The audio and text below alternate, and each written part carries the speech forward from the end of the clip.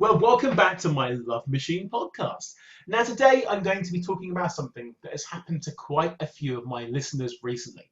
Now, COVID has been the cause of many new relationships because people have had a chance to reflect and to reboot their lives and to think, I really want to meet someone. But sadly, it's also been responsible for a hell of a lot of breakups too. In fact, many of my clients have come to me because they've broken up with their partners because they realized it really wasn't what they wanted after all. Now, now, breaking up is always difficult no matter what time of year it is, and it's even sadder when you're still in love with your soon to be ex. However, parting ways may sometimes be the best decision of all. Because the harsh truth is that a healthy relationship requires more than love. You need to be compatible and respectful towards each other. Even if you seem and you think that you're a great match, you may be at different stages of your life and pursuing conflicting goals. Maybe you want to settle down and start a family, but your partner wants to go and buy a sports car and travel around the world. So today I'm going to be talking about how to bounce back after a breakup. And today I am joined by a very special guest, Jen Kaarlo, who is a love, sex and relationship writer. And Jen has also had a recent breakup that's caused her to move from London back to her home in America. So Jen, welcome. Hi, thank you for having me. You're very welcome. Can you introduce yourself to my listeners and tell me a bit about what you do? Yes, so my name is Jen, and I've been a love relationship writer for several years now. Kind of do more technical writing by day, and then I'll be, romantic and sassy and cheeky stuff writing by night. Yes, I've been in London for about 7.5 years, very happily. But, with COVID happening and all the lockdown business, started to get a little bit lonely. And then, after a recent breakup, I figured there's no better time than now to go back home, be surrounded by good people, lots of love, lots of mountains, and just try to reboot a bit and kind of get back to myself after, what's been an interesting time for all of us. I bet it has. It's so important to surround yourself with people that are going to support you during difficult times. And I mean, that's wonderful. You've got your family and your friends perhaps to look after you during this time. Because we all need this. We all need a time to reflect and to just discuss what's happened and to reflect upon it. So, can I ask you about your breakup at all? Of course. I know it's always a hard subject, of course. So, how long were you together for? Well, the interesting thing about that is that we weren't together all that long. We actually met during lockdown, right around the time we could start going to parks again. You could start seeing people. But I think what's interesting for a lot of people in kind of COVID and lockdown is that people started to meet, and because you couldn't do anything like go to the cinema or go to the theater, go to even restaurants for, still during a lot of that time, you didn't have those distractions. And so people, I found, like, really dived in quickly to these relationships and really opened themselves up, and you really got to get to know people on a deeper and more meaningful level because there weren't other things to kind of preoccupy your mind. Also, it seemed like it was less playing of the field and more, really trying to get to know somebody. So yeah, I think all in all, we were together for a few months, but I think, because the intensity of it, it felt much longer because, once, we could go to restaurants, we went to restaurants all the time. Once we could travel, we went on a very long holiday together. Probably one of the longer holidays I've ever had. And so I think the intensity and the emotions was ramped up much faster than it would be under normal times. It does really accelerate things, doesn't it? And I've had quite a lot of clients that's happened to, and they've had very fast relationships because, as you say, you are forced to get to know each other and you are forced to spend the time to really chat and have deep conversations. There aren't options out there to distract you, to make you go back on dating apps and see who else might be out there. Where did you meet this person? Dating apps. Well, dating apps. I mean, it's interesting because since I've been back in the States, which not even a week now, I think it's about 5, 6 days, I've been asked out 3 times. Wow. Well, I mean, technically more, but by three different people in real life. But the entire time I've been in London, I don't think I've ever been asked out in real life. So I think, one of the things that you really need to rely on, unfortunately, are dating apps. But what happens, I find, with these apps is it kind of doesn't always represent who you really are. And you're kind of getting to know an image of someone versus like who they actually are. So this person that I did meet on Hinge, which I have very much a love-hate relationship with Hinge, because that seems to be where all my, really hard, heartache comes from. Um, but I think, there's an interesting demographic of men that are on that site. And I'm not entirely Interesting. I am not sure that they're always like aware of what they're looking for. But the app is, it's not the Tinders, it's not the Bumbles. It's supposed to be a little bit more personal, intimate. But from my experience, specifically, I found that's where most of my heartbreak comes from. But yeah, we met on the app, and then we spoke for a little bit, and then basically decided to meet in the park, which was probably, I think, maybe 5 days, 6 days after you could meet in the park. So it all kind of happened quite quickly. It sounds like it. I actually think Hinge is quite a good sign, but as you said, men don't always know what they're looking for, and it's very hard for them to even describe themselves in that way. Okay, so Mhm. you had a picnic in the park, and it all started there. Was that Yeah. Hyde Park, No, it was Victoria Park, Victoria Park? Okay, and it was lovely. I bet it was. It's a very nice place. It's a good place to have a date. So okay, so things went well, things accelerated, and you were confident he was the one to start with. I imagine if it went for several months, and things must have gone wrong. I don't need to hear about that. I'm not a therapist, so don't worry about that. But just ultimately, what do you think might have caused the breakup at the end? What made you think enough is enough of this? I'm flying back to America. It's interesting. I've spent the last few weeks like really thinking about this, because ultimately it was probably about 36 hours after we got back from this very romantic holiday.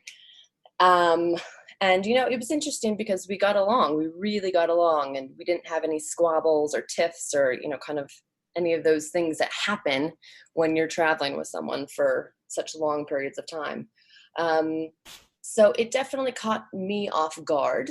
Um, but I think now, kind of reflecting on it, I think there were certain things that I thought I wanted,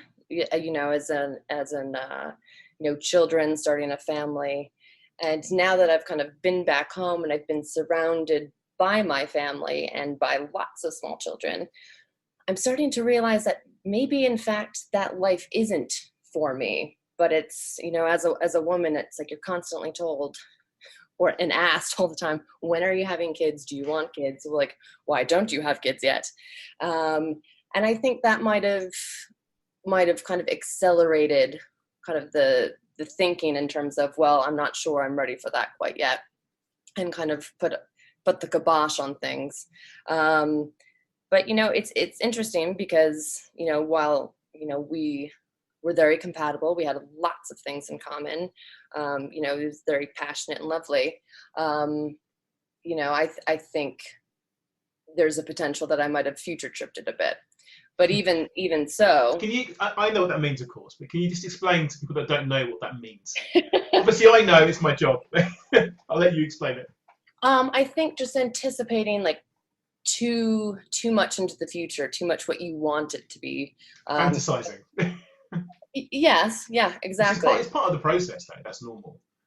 Yeah, I think so. And I think because this was one of the probably the first relationship that I had, really felt had some potential.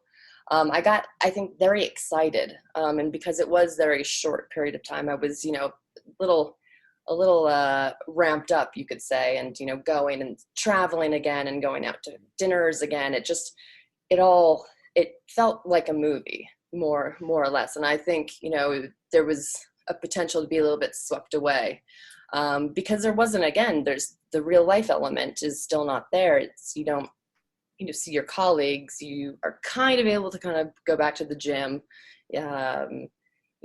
Maybe you can go see a movie, but again, it's not the standard level of distractions that you have anymore, because you have to really focus on what's around you and being healthy and keeping social distancing and, focusing on how to live your life in this new way. So was it a painful breakup? Probably not for him, but for me, yes. Because it was a complete shock. Right. And I so think he did it then. It was him that ended things. Yes. Yeah. He did end things. And it was a shock. I think the hardest part about it is, at least in any relationship that I've been in, there's kind of a progression. It's like starts to go a little sour. You can start to prepare yourself that you are going to need to handle this or look at this. And you have an opportunity to kind of prepare your heart for what's ahead.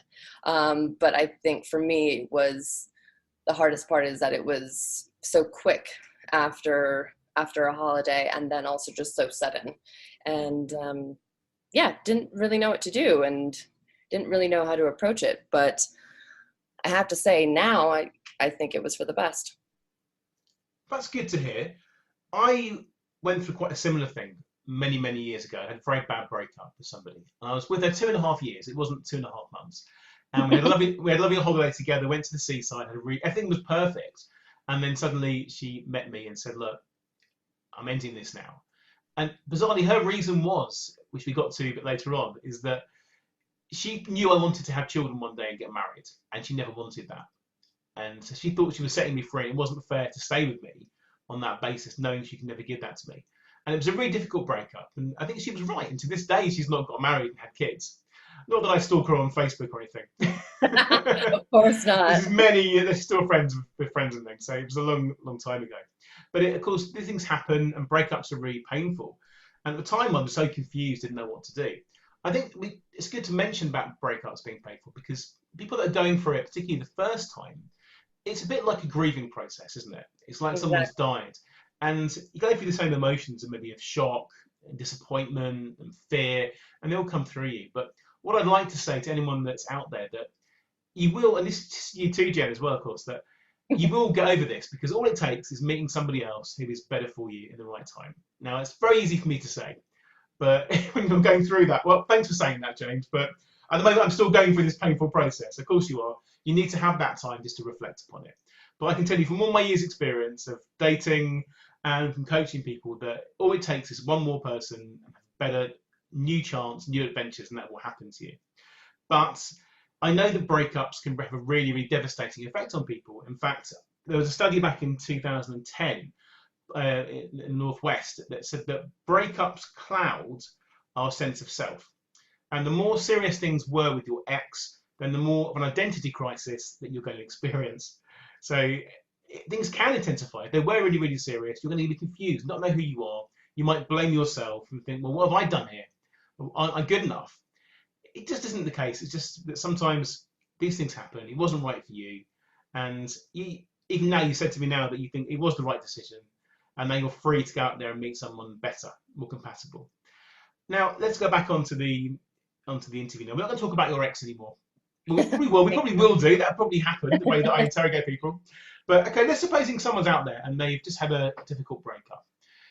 What is the first thing that they should do? What would you advise them to do immediately after their breakup? Ask for help. Ask for help. Ask. From who? From their family and friends? Anyone that is part of your support network. I think the best thing is I'm, a fiercely independent woman, really don't like to rely on other people, really just kind of, I internalize things. I kind of go into my little crab shell. But the one thing that I've learned is to actually ask for help, whatever it is, in various capacities. And I think it depends on how you grieve as a person. If you're crying, you might not be eating, you might just try to drown yourself at the pub. I mean, none of those are healthy ways to get over it. But sometimes when you're grieving so much, you have those goggles on that kind of just tells you you're trying to cope with the pain. So sometimes you just need to reach out to people. I mean, it could be, a friend, it could be a professor, it could be a family member, a cousin, and just say, hey, I haven't been able to stop crying. I haven't eaten all day. Would you mind bringing over some takeout and just sitting here with me? Would you, mind, coming over and helping me pack? Because sometimes, I'm also in the process of moving as well.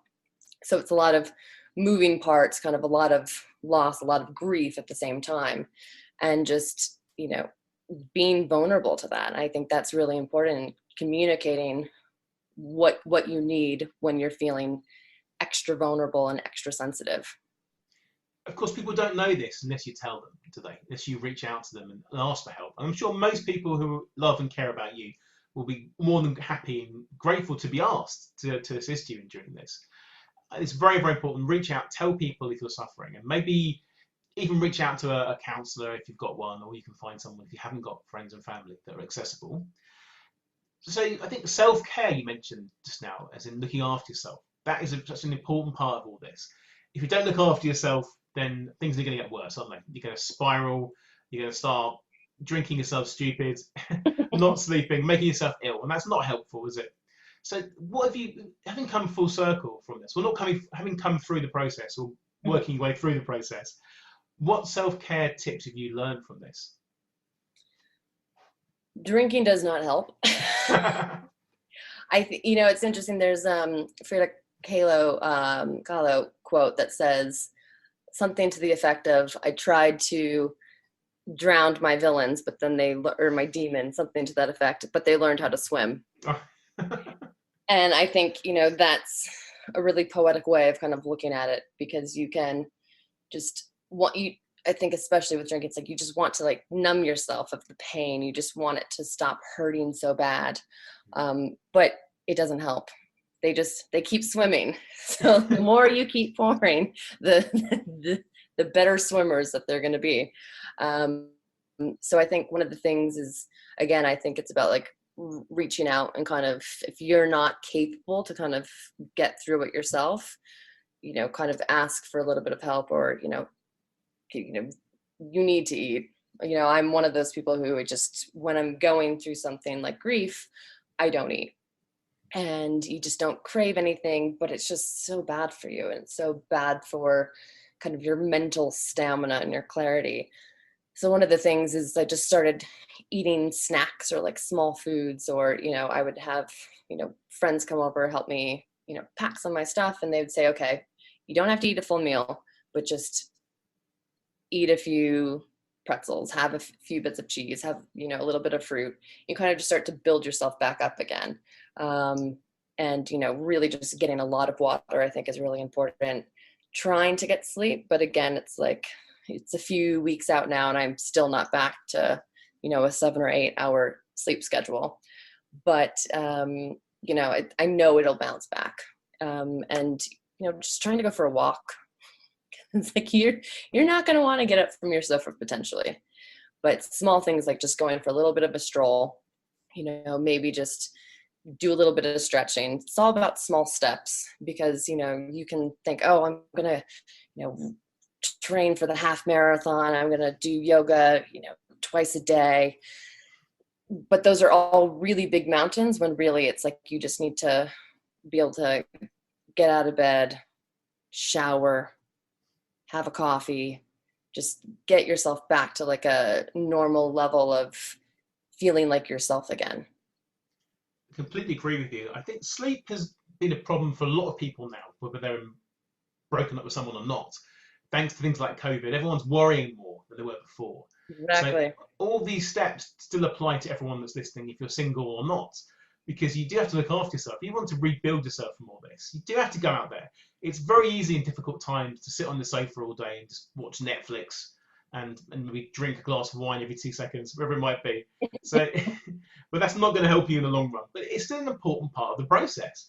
You still have to do that, and you still need some time for you. If time for you is a glass of wine and your favourite box set, then do it. That is self-care. It's so important that you do. Now, in your situation, you were the one that was broken up with. Do you think it's harder to be the person that is the one that ends things, or is it easier to be dumped? That's such a hard question because without sounding like one of those people, typically I've done most of the dumping in kind of my adult dating love life. Not because I'm superior to any of my ex-partners, but I think it was more that they kind of made it awkward enough so that they didn't have to be the bad person. I would be the bad person, and then they could say that they were dumped. But I think, you know, in all those situations, none of, like, we all knew that it wasn't right. It wasn't lasting for the long term. In this situation, I would have to say it's been hard, be difficult being the dumpy because, again, it was unexpected.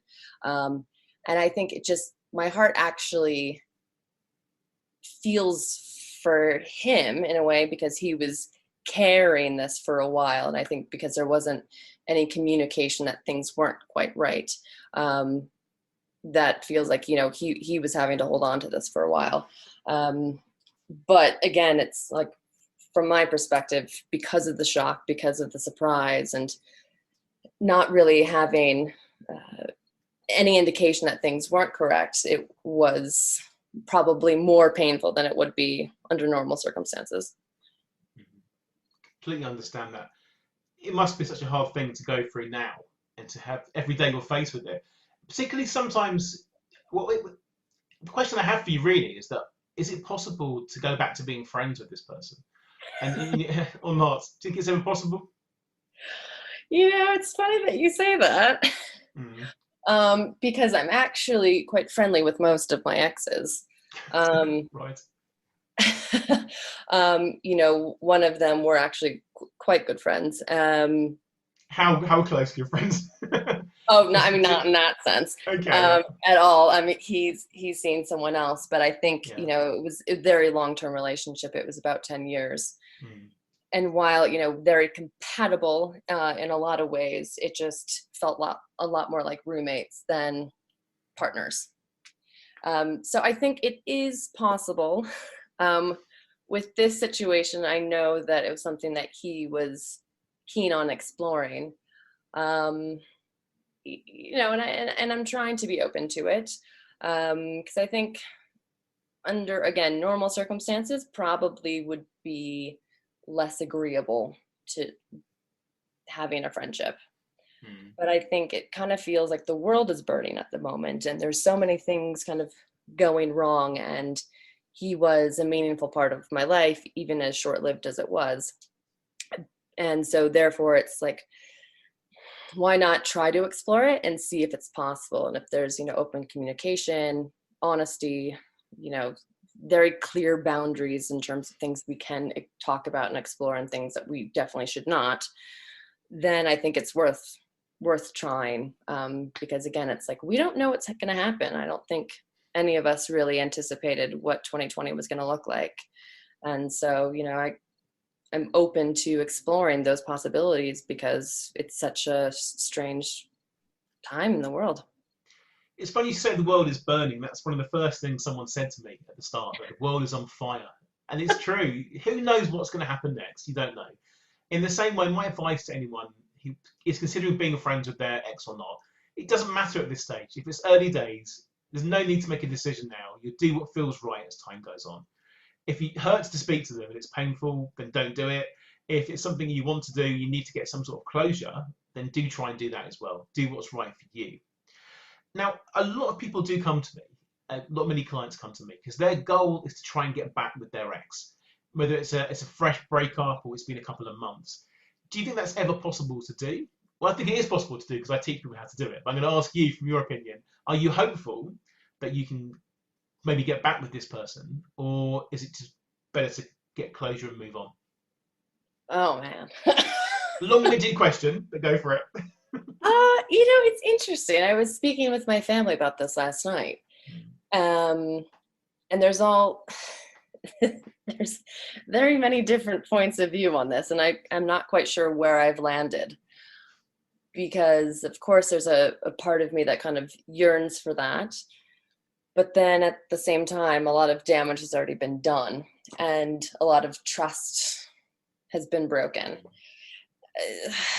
So I'm really on the fence. I mean, my stepdad says, it's happened once, it'll happen again. um my father says, well, I just don't think it was great timing. I think there might have been a lot of other things at play. um and for me, I'm not quite sure. I think it's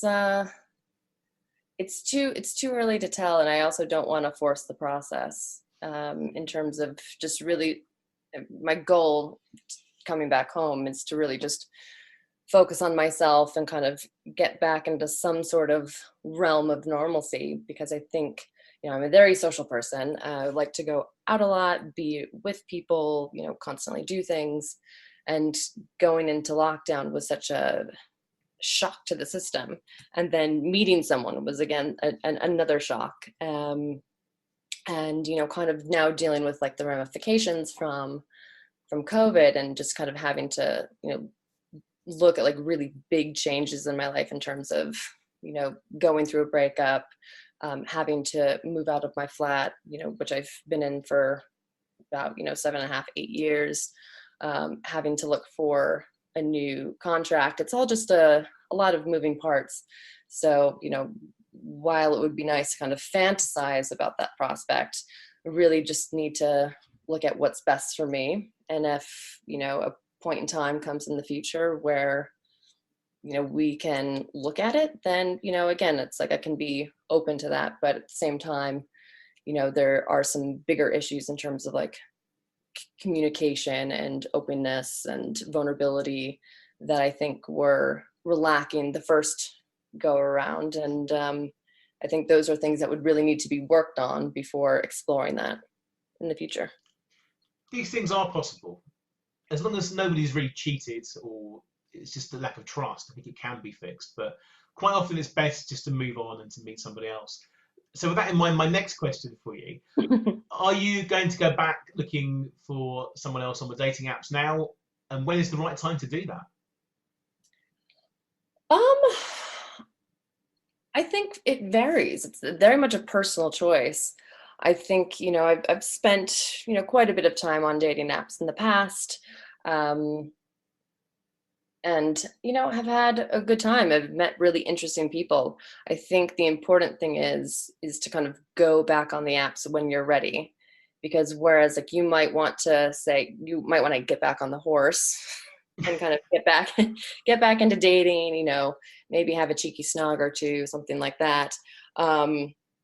You kind of don't know who it is you're meeting in the place in the place that they're at as well. So, you want to be delicate with your emotions as well as the other person that you're seeing, because they might want something more, they might want something less, and you just kind of need to be prepared for that. In terms of like me specifically, I would say I'm holding off on the apps.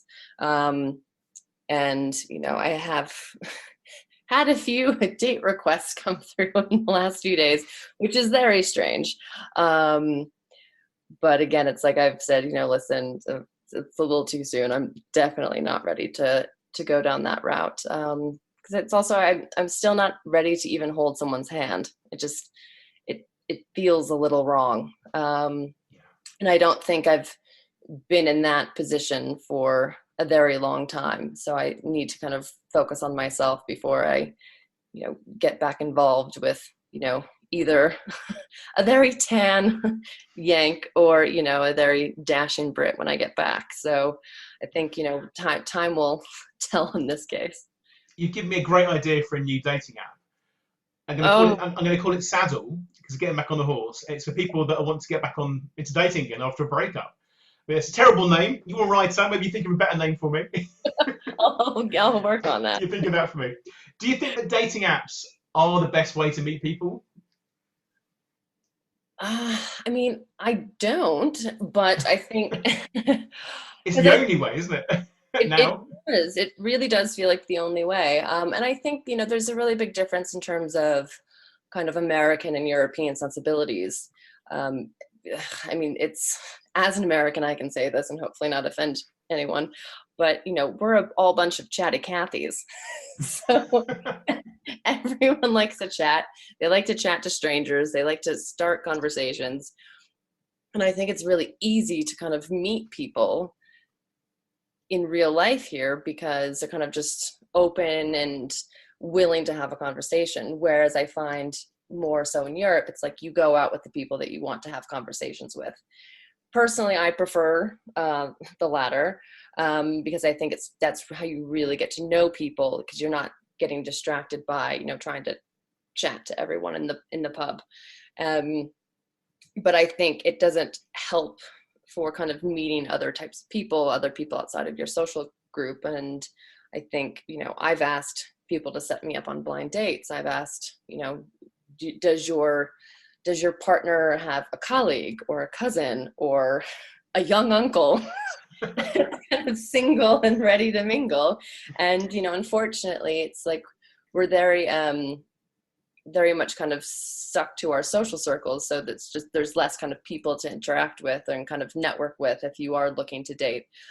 So I think it's something that, a lot of adults, need, not necessarily need to do, but it's, a good way of meeting, prospective suitors.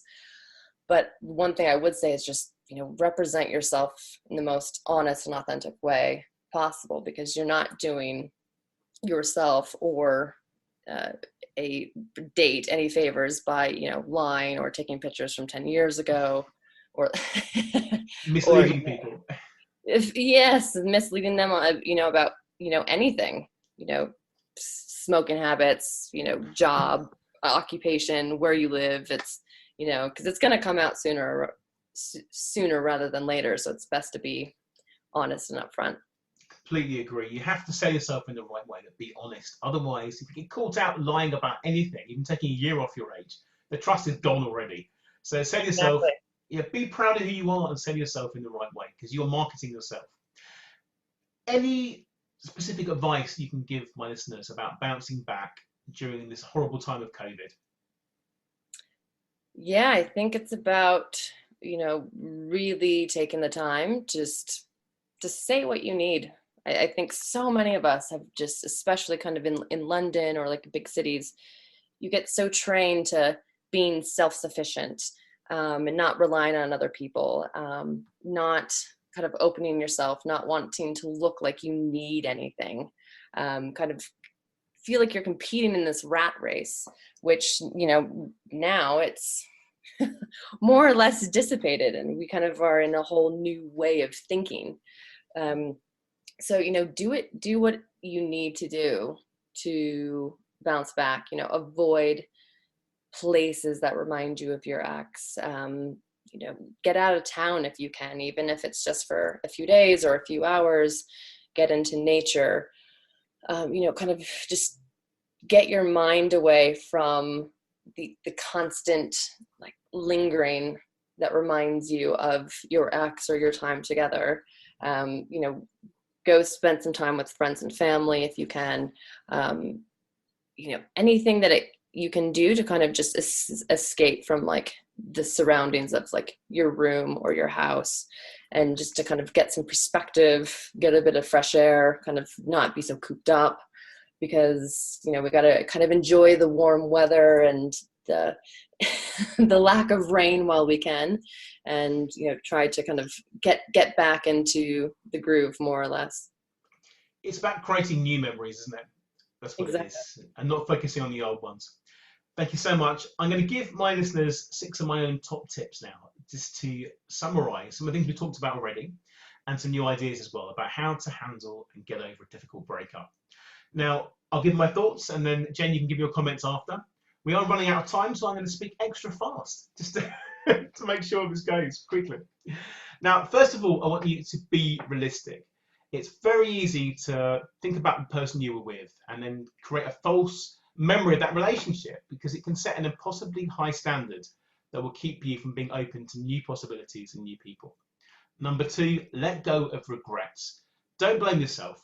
You both had a role to play in your breakup, and accept the facts and forgive so both of you can just move on. Number 3, enjoy your freedom. Learn how to be comfortable on your own. Spend more time with your family and friends, as we discussed. Pursue your favourite interests or go out and discover new ones. Now, the next one, of course, is meet and mingle. When you're ready to date, when you're ready to date, explore your options. Think about what you're really looking for this time in a partner. Go to places where you can meet singles who share your interests or go on the apps and be selective. Ask your friends for introductions and feedback. Number 5, disclose your feelings. If a serious relationship starts to develop with somebody else and you're still missing your ex, let your partner know. Being honest with them gives them a chance to make informed decisions and build a stronger foundation for your relationship, and you can both stay together in the long run. And finally, address root issues. Even if your ex remains out of the picture, you may need to deal with all the matters and the issues that drove you apart in the first place. When the initial hurt has passed, evaluate your relationship to see what you can learn from it. You may want to talk with a professional counsellor or even a dating coach if you need another point of view. Jen, what are your thoughts on those? Oh, I think those are quite spot on. It's so important to be honest. It's so important to be authentic, and especially if you're exploring something with somebody new, it's really important to be honest about how you're feeling, because if you're feeling off, they're gonna sense that as well, and it's just gonna foster feelings of kind of sadness or resentment, which isn't going to give you the best opportunity to progress and move forward in something that is new. And you would like to avoid kind of patterns of behavior that didn't work in your past relationship. So it's really important to really explore that with open eyes, open hearts, and dive in more or less, but in a very natural and authentic way. Fantastic. So if any of my listeners want to get hold of you, want to read some of your writing perhaps, how will they find you? And I also believe you're writing some memoirs. When do they come out? Well, that's coming out next year. Next year? Well, there's advanced notice for everyone there. Advanced notice. It's going to be quite the juicy tell-all. Will your ex be in this book? I mean, he's specifically asked not to be. So that's a yes. Well, we will see. We'll see. We will see. But yes, I'm Jen Kaarlo. It's KAARLO, and it's on Instagram and Twitter. And the book will be coming out next year. And otherwise, I'm writing little pieces here and there. And you can kind of get a flavor for my weird tales and adventures of dating and trying to find love. Yeah, we've all been there. So thank you so much for joining me. And my final advice to everybody who's listening, who is going for a bad breakup, is just to think positive. Keep in mind that you are worthy of love, you're worthy of happiness, just the way that you are. Rejecting confidence will make you more attractive and make it easier to keep moving forward. I feel like Jerry Springer here. My final thought: saying goodbye to someone you love can really break your heart, but it will mend, I promise you. Treasure the positive aspects of your relationship and use them to inspire you to find a new love that will last and go the distance. Jen, thank you so much for joining me today.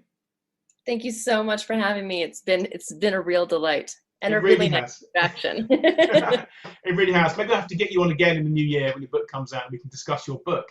Oh yes, that'd be splendid. Well, splendid. That's how you pronounce London. Say London again for me one more time. Oh, no. No one can understand me in the UK and no one can understand me in the US, so I'm really stuck in this strange middle ground. Never mind, I'm sure someone is out there waiting to hear from you. They'll understand you the rest of your life. Thanks very much, Jen. Oh, thank you so much. Thank you so much for listening. I'd love to give you a free copy of my latest book, which you can download right now from my website, jamespreece.com. If you enjoyed this podcast, I'd really appreciate it if you could share the love by taking a few seconds to write a positive review on the iTunes store right now. See you next time.